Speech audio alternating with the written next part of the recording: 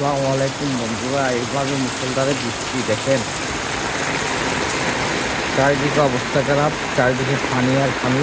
আর আমার ঘরের অবস্থা তো আরো খারাপ দেখেন, কত বড় একটা গাছ পড়ে আমাদের সামনে, কি একটা অবস্থা দেখেন। আল্লাহ, সব তার তার সব পরে সত্যি আমাদের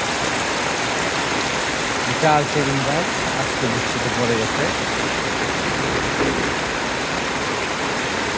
ইলেকট্রিকের লাইন টাইন সব পরে একদম শেষ হয়ে গেছে। তো কি করবো বুঝতে পারতেছি না, কি একটা অবস্থা দেখেন, দেওয়াল সওয়াল ভেঙে সব শেষ হয়ে গেছে। যাদের ঘরে পানি উঠতেছে বা বৃষ্টির জন্য ডুবে যাচ্ছে, এদের কি হচ্ছে আল্লাহ জানে। আল্লাহ সবাইকে হেফাজত করুন।